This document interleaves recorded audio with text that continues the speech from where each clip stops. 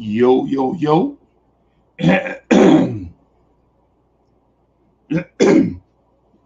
Yo.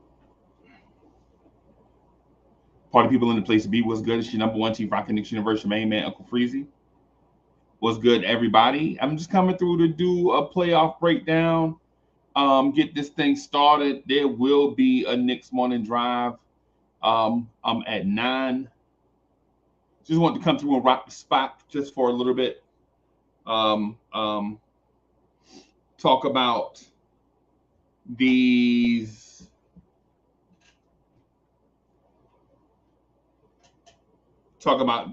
Knicks and Pacers.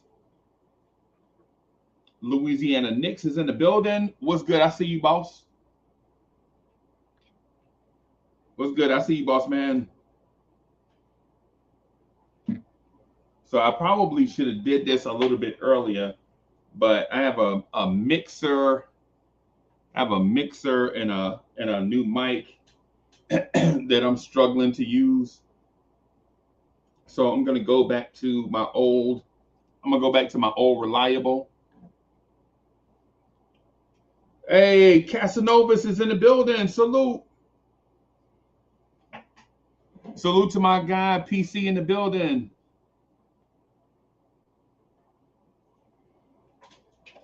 I'm gonna just go back to the old setup real quick, y'all. I should have did this beforehand, but as usual, your guy is running behind schedule. But I'm gonna do a breakdown, an in-depth breakdown. I know at times when we have open panels and stuff, we don't necessarily get to the nitty gritty of a lot of stuff. So I'm gonna take this opportunity to get to the nitty gritty, and then that way when we have open panels, people can just talk about what they want to talk about. Basically, y'all know how that work. Yeah, y'all know how that work, man. So give me a split second, and I'm gonna stop using this all-in-one camera microphone, and then use this.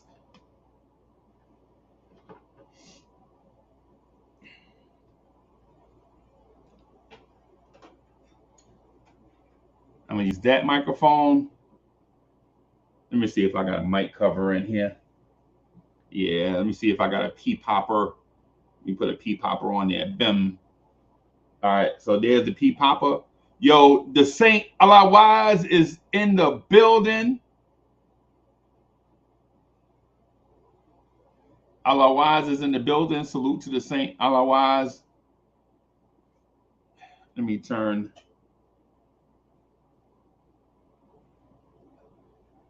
Let me turn this thing on.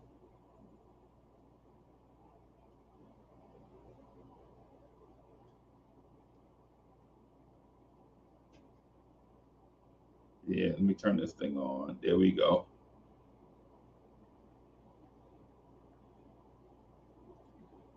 I'm gonna change mics real quick, everybody. Sorry about that.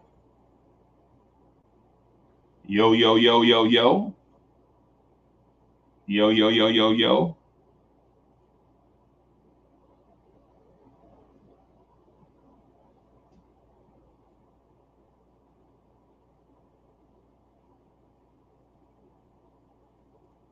Boom. There we go. Now we rocking.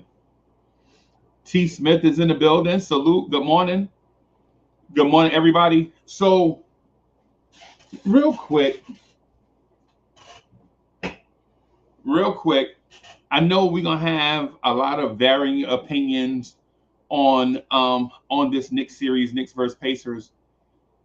I just want to come through by myself and give you my basketball opinion, right? It's not my emotional feelings on how much I love the Knicks. It's not my I've been a fan since such and such and such. The Knicks owe me a championship type scenario. Nah, I ain't gonna do that. What I'm gonna do is legit talk basketball with y'all this morning, right? And break down what I think will be a strength or a detriment to the Knicks. Slicko Gaming is in the building. Salute to the members of the channel. Salute to Boulevard 73 in the place to be. What's good? What's good? Bully says, salute. Hey, salute to everybody. Shout out to the chat. What you doing up early, bro?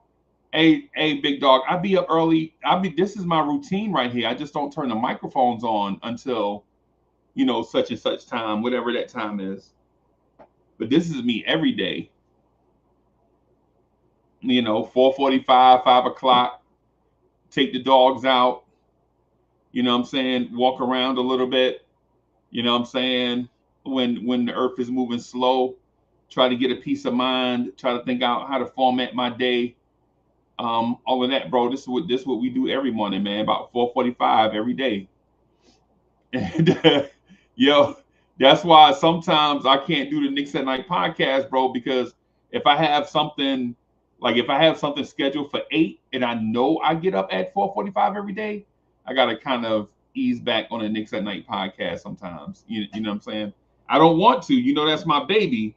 The Knicks at Night podcast, that's my baby, right? But I know the vibe though. You can't be everywhere and you can't be everything to everybody. Y'all know the vibe. I'm not trying to be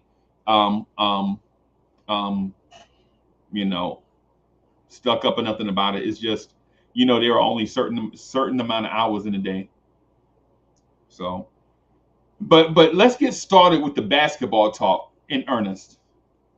Let's talk about real basketball. Right?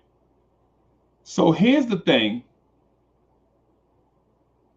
The last 4 teams left in the Eastern Conference are really good teams. Really good teams. Right? And if I had to rank them in order of how good they are, of course, Boston is number 1. Boston has the most talent. Right? Let's not even confuse or conflate anything. Boston is the most talented team in the Eastern Conference, right? They have the most experience being the most talented team in the Eastern Conference, right? We can't even debate that. Boston was in the Eastern Conference Finals last year. The year before that, they were in the NBA Finals, and they've been good for a long time with Tatum and Brown, right? I can't see where a basketball man could even dispute that, right? If you're a basketball man, you know how good Boston is.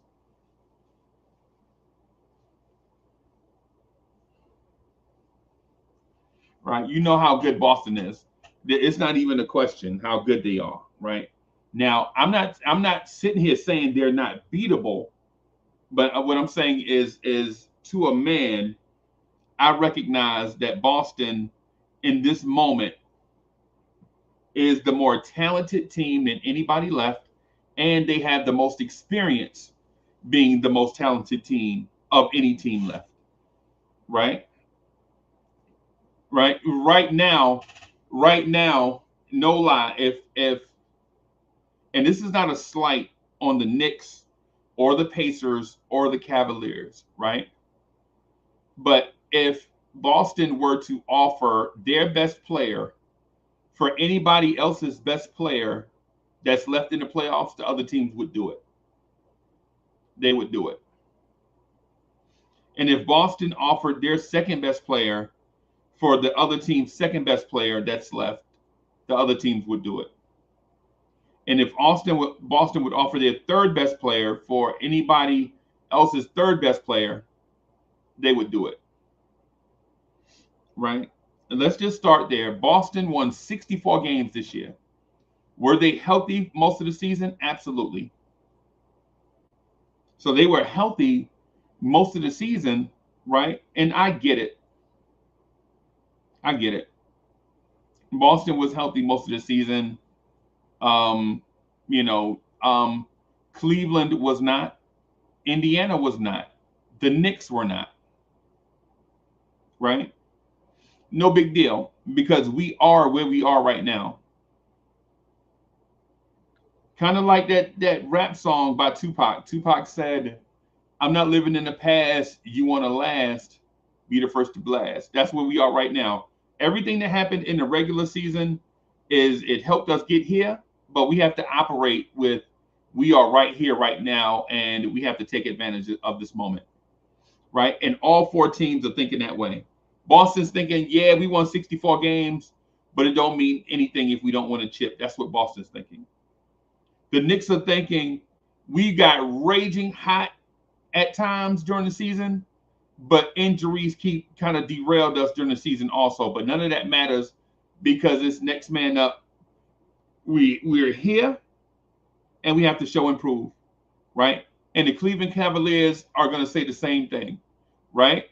The Cleveland Cavaliers got raging hot during the regular season, right?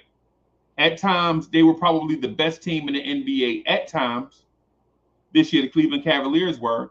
They had injuries kind of derail parts of their season, right? And then, but none of that matters because right now, everybody left in the playoffs want to win.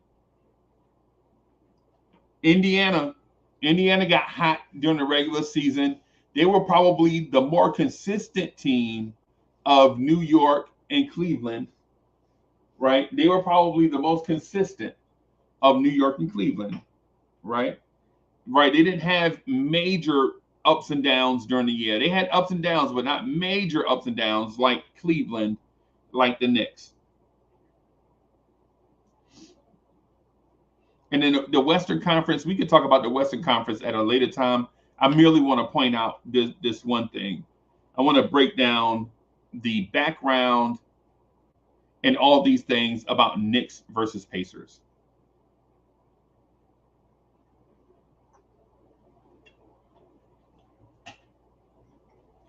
In this Knicks versus Pacers thing, bro, or let me add,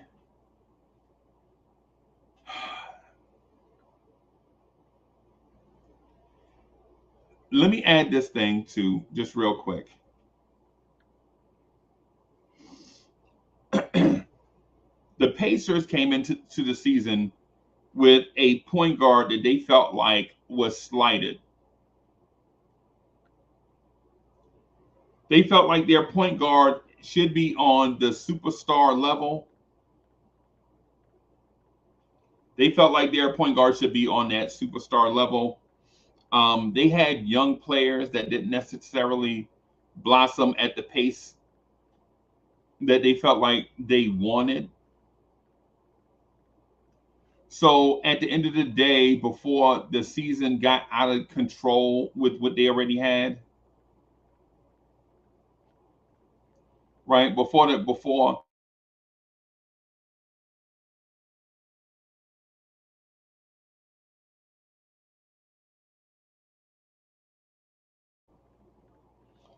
went to the Toronto Raptors and made a trade for a quality jumbo wing. That's the Pacer side, right? Now here's the Knicks side. The Knicks came in with a point guard that they felt like was vastly underrated.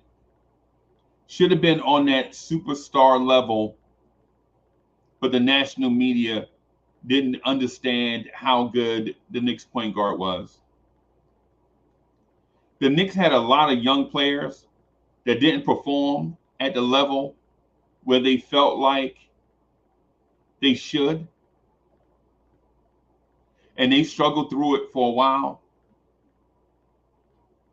And then the Knicks went to the Toronto Raptors and made a trade for a jumbo wing. Y'all see how these stories sound similar? You see how these stories sound similar. Cowboy Bob is in the building. Quiet Money, salute.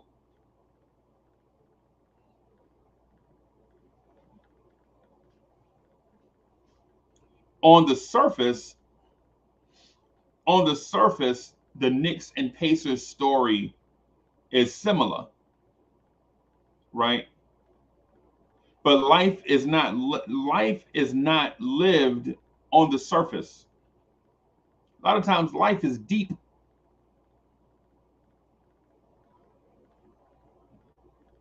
right? We don't always sleep on top of the covers. You feel me? Sometimes you sleep under the covers. And in this scenario where Indiana and their superstar level point guard, I'm sorry, the Indiana Pacers and their superstar level point guard versus the Knicks and their superstar level point guard traded away young players that didn't live up to expectation to Toronto for a jumbo wing. Seems like all around the world, same song, but not quite. Newcomen's in the building. Fitzy, what's good, baby?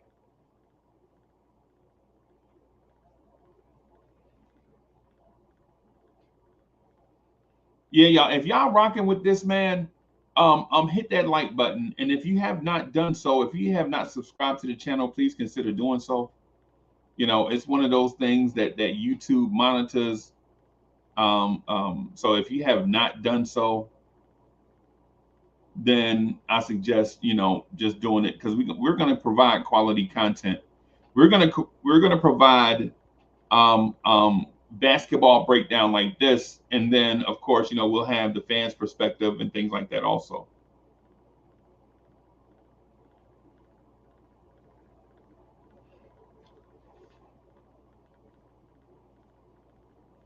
So here's the thing that I guess we like to get to: matchups. On paper, not gonna lie, on paper, Indiana is a formidable foe. On paper. On paper, Indiana is a team to be dealt with. On paper.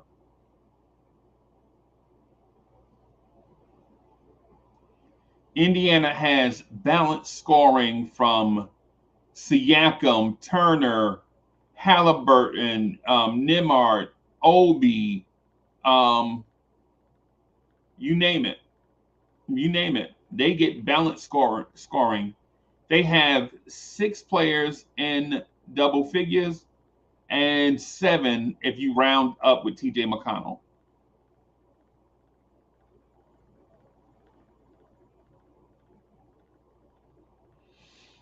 The Pacers have 1, 2, 3, 4, 5, 6, 7, 8. The Pacers have 8 players in double-digit minutes. The Pacers are going to play an 8-man rotation. Former Nick Obi Toppin is playing about 20 minutes a game. Obi is getting them 12 points, about 6 rebounds. Pascal Siakam is getting them 22 points, about 9 rebounds. Miles Turner is getting them 19 points, about 7 rebounds.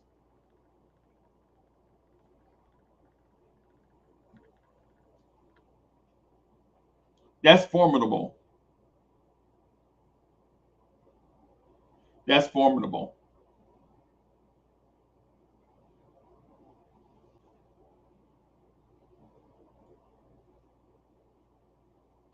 That's formidable. When you have 8 players getting double-digit minutes, and you have, let me see, 6 players scoring double-digit points, that's formidable. They're averaging 113 points a game in the playoffs. That was against Cleveland.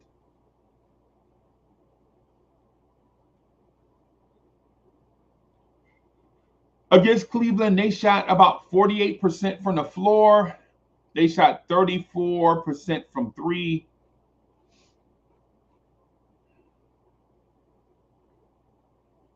All of that is formidable. I think their key player, the player that stirs the drink, the chef of their offense and defense, is Tyrese Halliburton.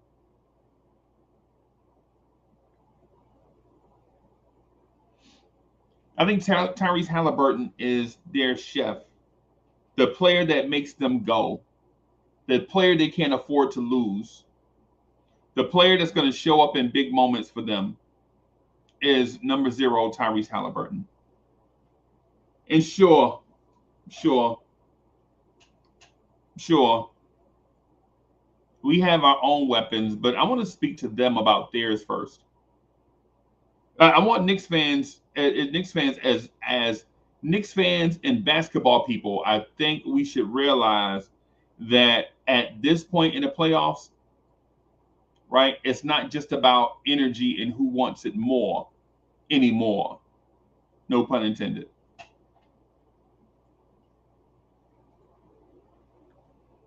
At this stage of the playoffs,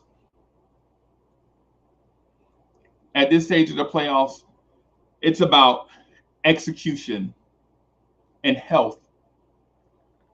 What team has the most available bodies, and how do they execute? Right.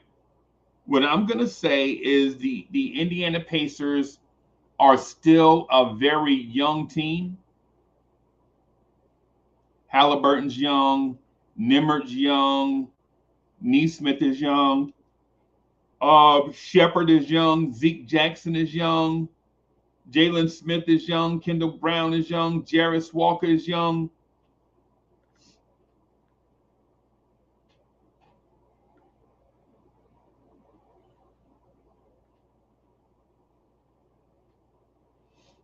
They have a few veterans. Pascal Siakam, he's been here before.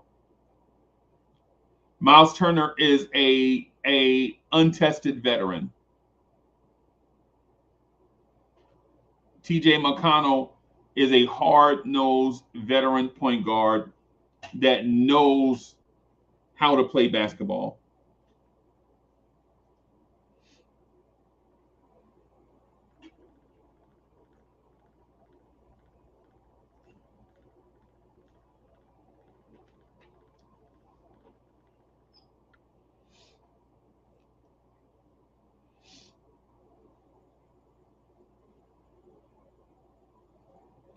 TJ McConnell is going to, I mean, I'm sorry, Tyrese Halliburton is going to be the straw that stirs their drink. He's their chef. He's their orchestrator. If you look at Tyrese Halliburton's box score after a game, if Tyrese Halliburton has points, rebounds, and assists that all look the same, if Tyrese Halliburton has 17 points, 17 assists, and say 10 rebounds, you can damn sure bet that the Indiana Pacers won that game. Right? Unlike Tyrese Maxey, who, if Tyrese Maxey had 37 points, 10 assists, you can assume that Philadelphia won. Tyrese Halliburton is a different type animal. Tyrese Halliburton is going to look to get his team into transition, get the Knicks out and running, right? He wants to get odd man rushes at the rim. Tyrese Halliburton wants the 2-on-1s, the 3-on-2s, the 4-on-3s. He wants that. When numbers are in his favor, Indiana is dangerous. Right? In the half court, when things settle down, you can bet your rent money they are going to Pascal Siakam to create a shot for himself and others in the half court. You can bet. You can bet that.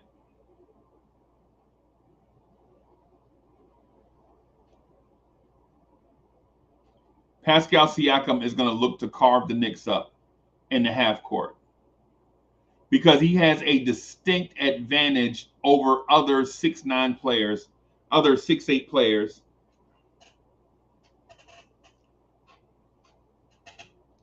Pascal Siakam is tall with long arms, can really handle the basketball. Won a championship in Toronto as a key cog. He can rebound. His weak side rim protection is not bad.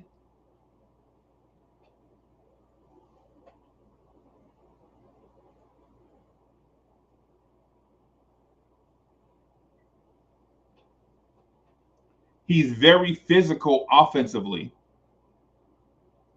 Offensively, he's a very, very physical player, athletic, smart, high IQ offensively.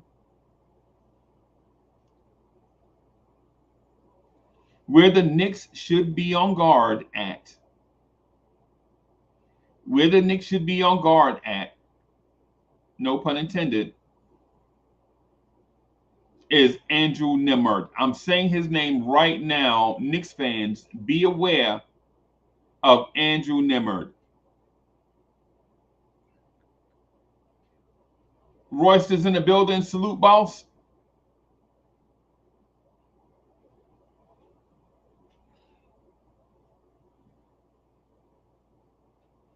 Be on guard. Be on guard for Andrew Nemert. His playoff number, he is scorching hot right now. At guard, he's shooting 60% from the floor, 45% from three, and 67% from the free throw line. So he's probably taking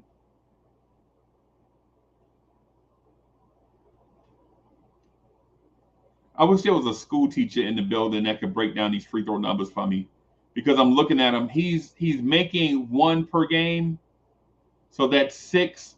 So he's 6 for 9 from the free throw line. So he's 6 for 9 from the free throw line.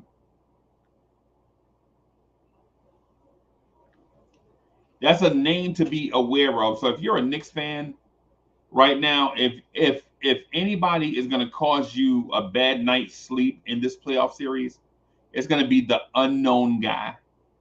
And Andrew Nemert right now is the unknown guy.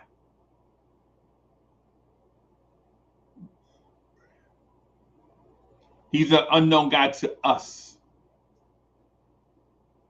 right? But he's a guy that can create his own shot. He's really hot from three, 45% over 6 games. That's a large sample. 6 games against a playoff defense, that's a really good sample size.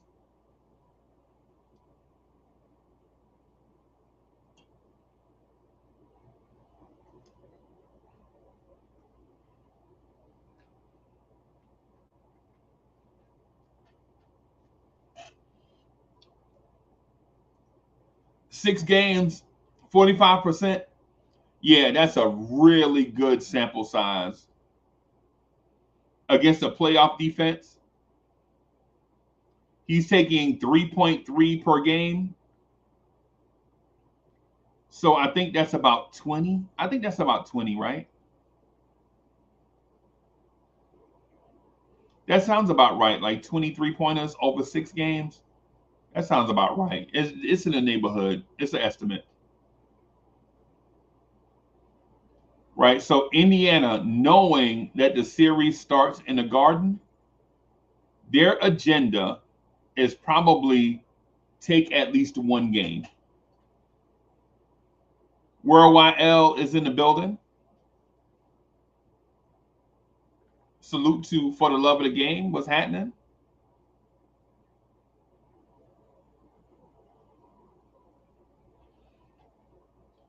Worldwide L, I hate cheaters, bro. You already know where I'm going with that. Hey, Worldwide L, I hate cheaters, bro. That's all I'm going to say about that.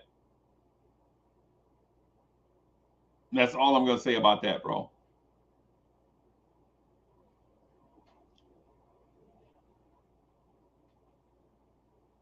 So Indiana's strategy should be, of course, win every game, like every playoff team should be thinking. Every playoff team should be thinking every game is a game 7, right? Every game in the playoffs is a game 7. You have to have it. You can't give away anything in the playoffs. Every game is a game 7. Now, will you win every game? No. But the mindset should be to win every game, and that is the mindset I think Indiana is coming into this series with.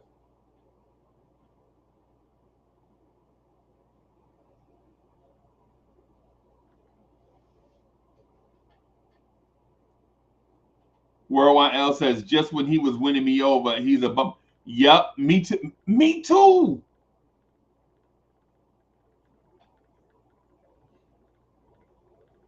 Me too, bro. And then excuses afterwards, bro.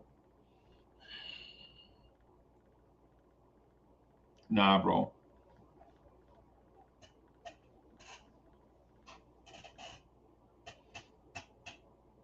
So Indiana's going to come into this series thinking every game is a must win. And I don't blame them. In order to win a championship, you have to have the mindset that every game in the playoffs is a game 7. You can't have days off in the playoffs. You just can't. You just can't. You can't afford to get you can't afford to dig your own holes, and you can't afford for your opponent to dig holes for you. Right? That's no bueno. Now, if the opposing team wins their games on their floor, they were supposed to do that.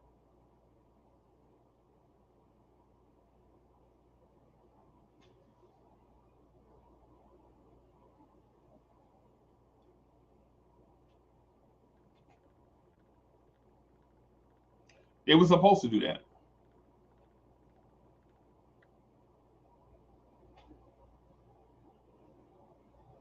If the Knicks start the series 2-0 to win both games at Madison Square Garden, so what? They held serve. That's what the Knicks were supposed to do in Indiana's mind, right? But Indiana is thinking, okay, we played 2 tough games in Madison Square Garden. We lost, but they know we here. King Ember is in the building. Indiana will be thinking, well, wait till we get home. Our arena is going to be bussing. Our arena is going to be crazy. But they want to win games 1 and 2. But listen, that's enough about Indiana. I'm going to speak about the Knicks now. So I'm going to speak about the Knicks. And I'm going to try to tell the Knicks story as briefly as I can in order to be contrite with how the Knicks are going to be effective. So the Knicks started the season up and down. Julius Randle was rusty. Jalen Brunson and a new offense was trying to figure it out. And the Knicks were rusty. And we lost the first game of the season 108-104 with a rusty Randle and a Brunson trying to figure out this new ball sharing offense. It is what it is. Data, listen, this is not my take. This is what data says. Data says Randle was rusty. Randle, at one point in the season, was shooting 8% at the rim. That's not something I made up. Those are numbers from Basketball Reference. Julius Randle, coming off of ankle surgery, was shooting about 8% at the rim. 8%. 8. Jalen Brunson was struggling in a new offense, but he got buckets late in games. Let me just put it that way. Jalen Brunson got buckets late in games to build his confidence.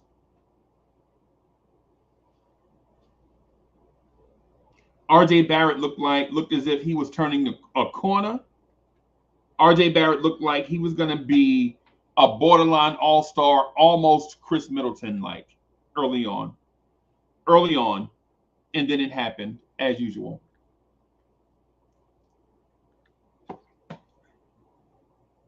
As usual, RJ had some early season illness slash injury, and he was never the same as a Knick. Emmanuel quickly struggled out of the box, and we never got to see the full potential of Emmanuel quickly. The best version of Emmanuel quickly was early in the season before. We never got to see the best of Emmanuel quickly consistently as a Knick this season. I think maybe the pressure was getting to him.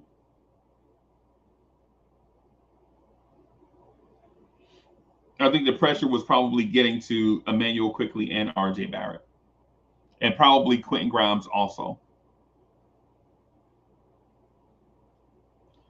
But the Knicks made the trade for OG Anunoby. And OG Anunoby and Julius Randle look like this. Julius Randle at the 4 and OG Anunoby at the 3 look like this. Like they were made to go together from the rip. As soon as you put OG Anunoby and Julius Randle on the floor together, they look like a perfect match. Where your big jumbo wing player, Julius Randle, can go get buckets offensively, and OG Anunoby would lock it down in those same spaces defensively, right? Leaving Jalen Brunson out on an island with his opponent to do whatever he wanted to do.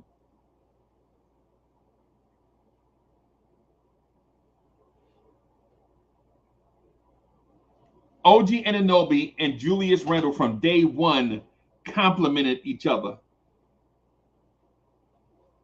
Salt and pepper, peanut butter and jelly, peanut butter and chocolate, rice and gravy, oxtails and rice, whatever compliment list, man. Beef patty in Arizona, bro. Whatever complimentary thing you want to say, that was Randle and OG Anunoby from the rip. Those two dudes played. I think they played 14 games together. They only lost 2 games together. And I think one of them was without Jalen Brunson, if I remember correctly. Right?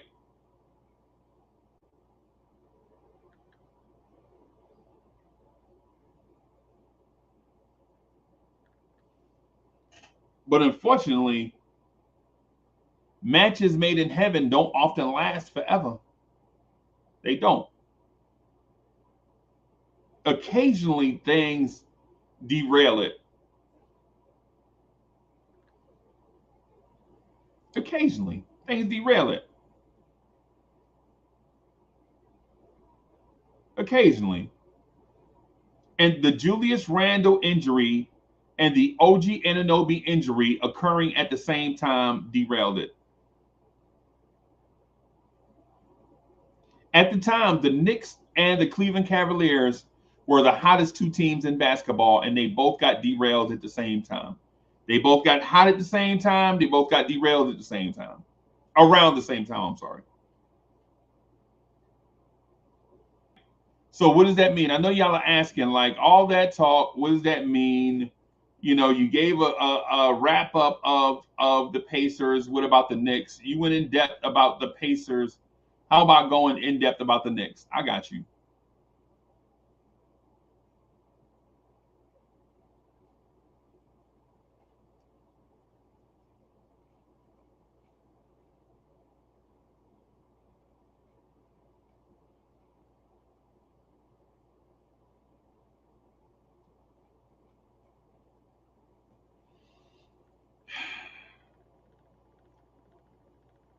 Jalen Brunson averaged a career high 28.7 points per game. Julius Randle got you your dependable 24, 9, and 5. Right? The key to this, though, is not Jalen Brunson's career high in points, because he also had a career high in shot attempts, right? The career high in points, no big deal. He had a career high in shot attempts. Not to diminish it, because it's still a great achievement, right? It's a career high in points is a career high in points, but he did take more shots. And the reason why he took more shots is because a couple of our studs were unavailable.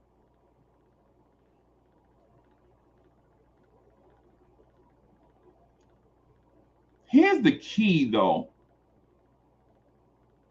Randall averaged 24 points a game on 47% shooting. That's about what we expect, right? His free throws, Randall free throw number looks like it was up around 78%. We like that.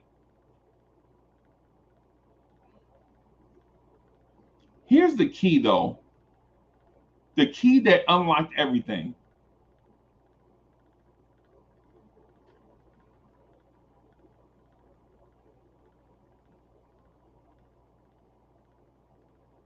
Dante DiVincenzo.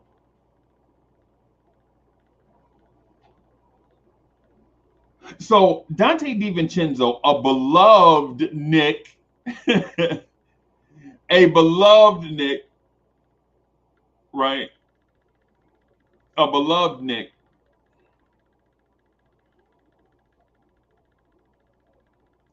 Broke the Knicks regular season 3-point record set by Evan Fournier, a Knick that was not beloved.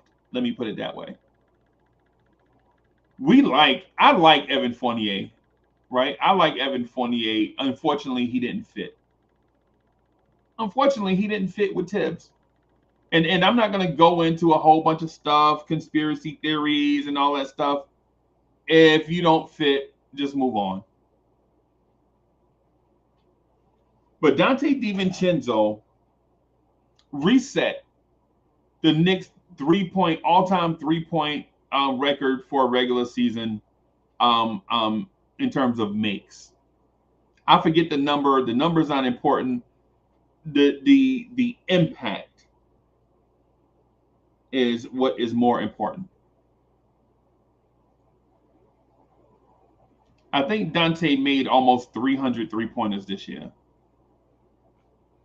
I think he made almost 3-point. I think he made almost 300, maybe like 280, something like that. And basically, what that means is, ooh, whoop-de-doo, he set a 3-point record, whoop-de-doo, blah, blah, blah. No, it wasn't that per se. It wasn't that per se, right? It's more along the lines of what that 3-point shooting provided to Jalen Brunson and Julius Randle. And remember, also, when the Knicks got back on track when they benched Quentin Grimes and went to Dante. When they benched Quentin Grimes and went to Dante DiVincenzo,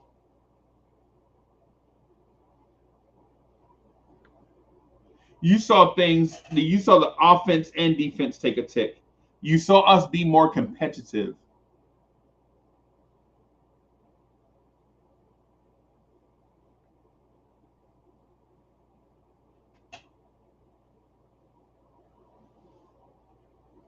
You saw the Knicks be more competitive with the upper echelon teams.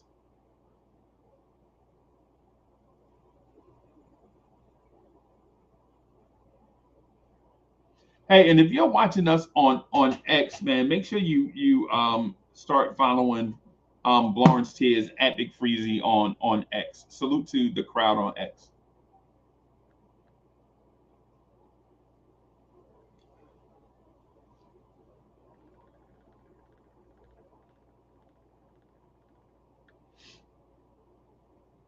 The emergence of Dante DiVincenzo providing spacing for Jalen Brunson to operate is a real thing. When Jalen Brunson has room to operate, i.e., Dante DiVincenzo is on the floor, you see a MVP caliber Jalen Brunson. And I know, he's not MVP caliber. He wasn't in the top 5 and all that stuff and blah, blah, blah. Yeah, I get how the NBA works. You have to do it multiple seasons for them to believe you and all of that stuff. Right? I get it. I get it. I get it. None other is in the building. Salute. Good morning. Just starting this day off, man. I was up. No lie, I was up. I wanted to do this before I didn't have a chance to like break this series down in a way that's palatable. It's the way my basketball mind works and the way my fandom works. At times they coexist and at times they don't.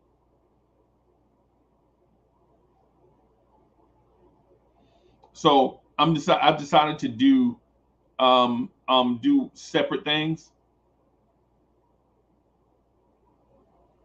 So I'm doing this right now as the basketball take, and I'll do my prediction at the very end of this. Maybe in a few minutes I'll give my basketball prediction. But we also have the Knicks morning drive coming your way at 9. Myself, Cowboy Bob, be doing the Knicks morning drive at 9. And then we'll also have old school Knicks coming your way sometime this evening. And then we're gonna do playback. We're gonna do playback on playback TV. So ensure you check us out on playback TV. If you're a Pacers fan, Knicks fan, whatever, if you want to watch the game with somebody else, it don't matter. Come check us out.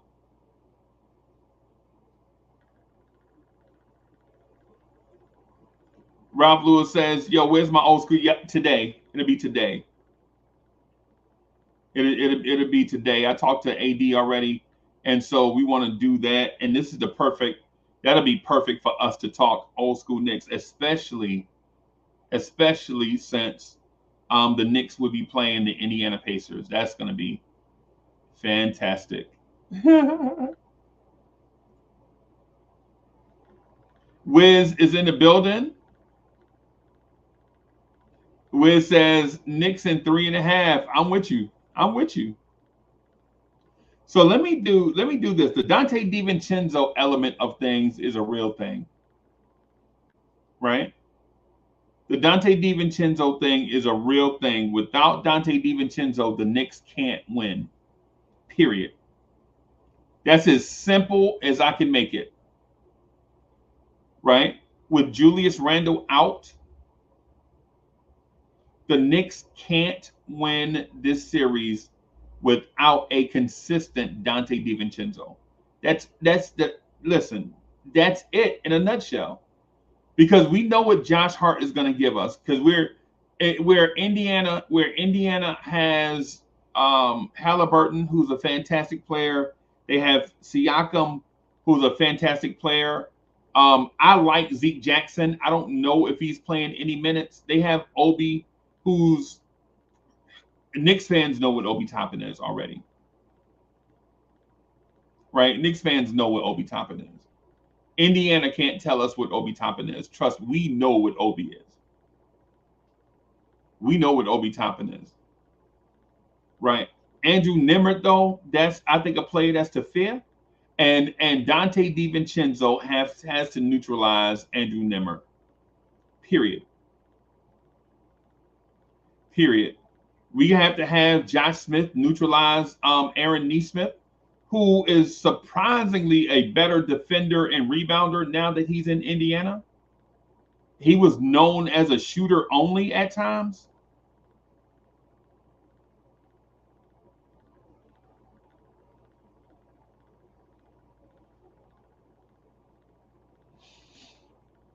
I honestly think Indiana is in for a very, very, very rude awakening when it comes to physicality.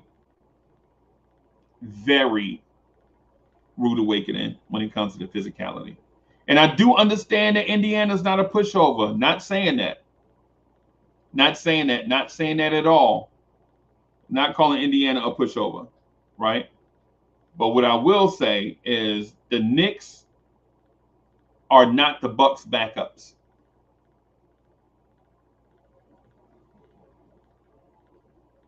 The New York Knicks are not the Milwaukee Bucks backups. All the stuff that they saw against Bobby Portis and Chris Middleton, and no, no. Patrick Beverly, no, no, no. All of that, you want to score, Indiana wants to score 115, 113 points. No, no, no, no. That's absolutely not happening. That's absolutely not happening. If Indiana is to win this series, Indiana is going to absolutely have to execute offense in the half court. The Indiana is going to have to get scoring from wing players.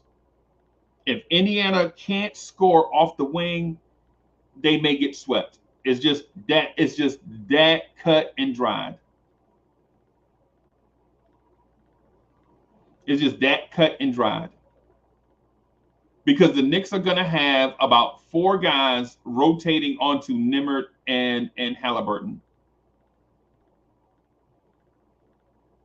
And the Knicks are going to have two or three guys rotating onto Pascal Siakam.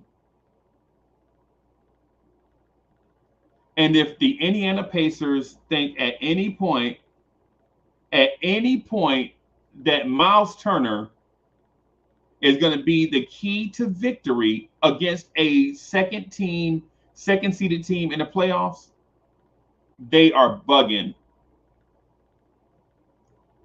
Indiana is going to have to get excellent rebounding from Miles Turner, who's notoriously a below average rebounder. For a guy 6'11", grabbing 6, 7, 8 boards a game, it's the Kristaps Porzingis template.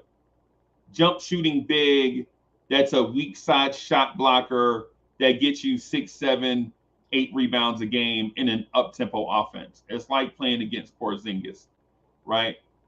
That's what it is. No disrespect to Miles Turner, but that's who he is. Miles Turner is not a double-double, period. We know that. Miles Turner is a weak side shot blocking guy. If you go straight into his chest, he's not going to block. Occasionally, I mean, hell, he's 7 foot, so occasionally he'll block a few shots when you go into his chest, but he's not that guy.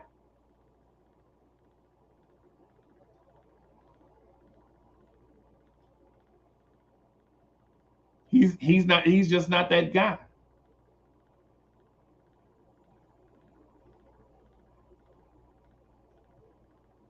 And really quickly too, I'm gonna get into my prediction, everybody, of what I think the series is gonna look like.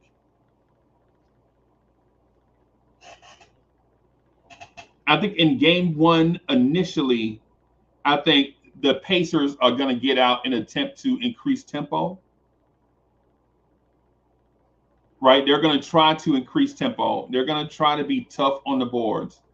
Because Indiana, Indiana, like most teams that want to run and be in a tempo offense, not just run, Indiana, not just run, right? They don't want to just run. They want to be in tempo, right? They want to attack the odd man rushes, like most teams. Most teams want to attack the odd man rush, but I think Indiana loves doing it, right? They look to do it. But here's the thing about Indiana. You have to do two things like most teams, right? You have to do two things in order to get into that style of play that Indiana likes to do, right? You have to create live ball turnovers, right? You have to create one thing. Number one, you have to create live ball turnovers. Bet Josh Hart, bad passes, deflections, fast breaks the other way, things of that sort. You have to have that. Does Indiana have 2 or 3 or 4 defenders that can create live ball turnovers against the Knicks team that's notorious for not turning the ball over, period? That's going to be a struggle, right? The Knicks don't turn the ball over, and they definitely don't create live ball turnovers. You may see 1 or 2 per game, but when you see that live ball turnover, Tom Thibodeau is going to call a timeout and cuss everyone out. Everybody's getting cussed out. Because one of the things the Knicks don't do is give away live ball turnovers. Dead ball turnover, fine. A charge, okay, right? You try to save a ball and it's out on you, and the Pacers take the ball out. That's fine. That's fine, right? You try to throw an alley-oop, you throw it out of bounds. The Pacers have to get the ball out of bounds. That's fine. But what they won't do consistently is give away a live turnover to a team that wants to run. They're not going to give away live turnovers, period. Period. Thing number 2, the Indiana Pacers are going to have to dominate the Knicks on the boards in order to get out and run.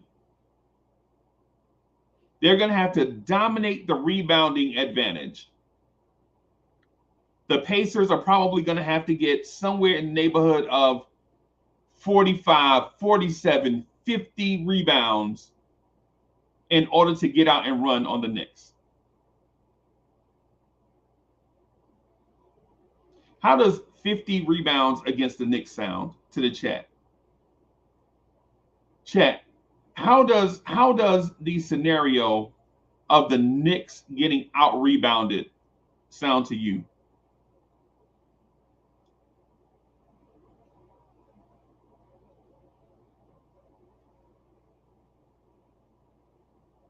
So if the Knicks can't out rebound, if the Pacers can't turn the Knicks over, live ball turnovers, and they can't out rebound the Knicks, how else can they beat the Knicks? Well, in every series, every NBA game, there is always one X factor, and that's 3-point shooting.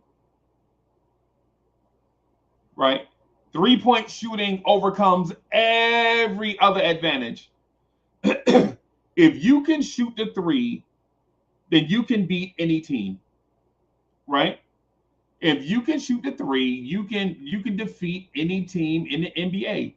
If you get hot from 3, you can defeat. It doesn't matter who the other team is. If you can if you can shoot the 3, you can defeat other teams, right?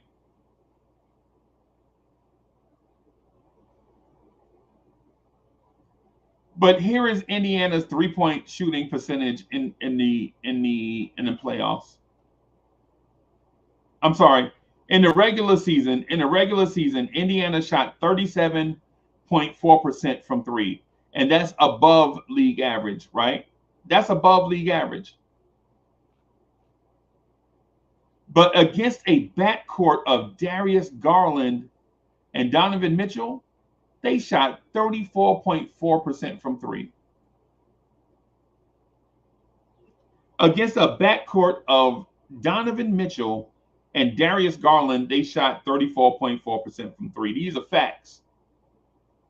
These are not Knicks generated numbers. These are facts. These are statistics.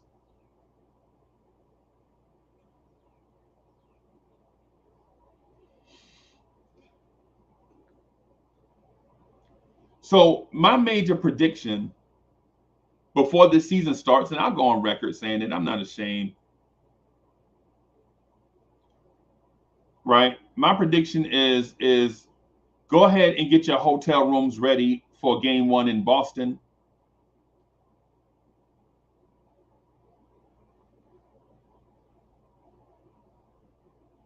I listen, I respect the Indiana franchise. My honest basketball take is that the Indiana Pacers are ahead of schedule in a rebuild. Right? And I know when a rebuilding team gets a taste of success, they think they're championship contenders. No, Indiana, you're not championship contenders. You were just in the lottery. Don't forget that. Indiana Pacers fans, y'all legit were just in the lottery. Y'all were just in the lottery. Don't skip steps. Don't start thinking you're the Celtics now. Or don't start thinking the Knicks are wounded, man. The Knicks, we got favorable matchups and all that. Nah, bro, you got to win every day. Every day you have to win. And if Indiana thinks that they can beat the Knicks with a guard rotation of Andrew Nemert, who was a backup, TJ McConnell, who's a backup, and Tyrese Halliburton, Indiana is a rebuilding lottery team that took a step this year. They got a wounded Milwaukee team that didn't have Giannis or Dame Lillard at 100%. Right? So if you're Indiana, don't think just because you were born on third base that you hit a triple. Y'all are a rebuilding team. I can point out y'all lottery picks. Jarris Walker, Ben Mathurin. Right? Y'all were a lottery team.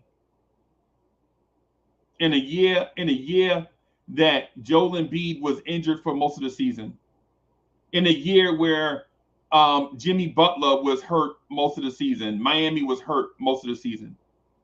Right? In a year that the real contenders in the Eastern Conference had injury struggles, Indiana made the second round after being a lottery team for 3 or 4 years, 2 or 3 years, whatever the number is. The lottery is the lottery. I don't care how many years you've been in there.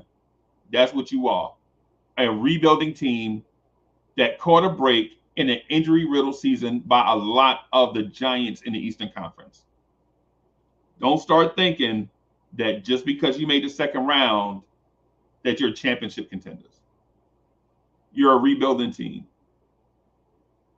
I can point out your lottery picks. Y'all just drafted Jarris Walker in the y'all drafted Bilal Coulibaly and traded him to Washington, but you get the point.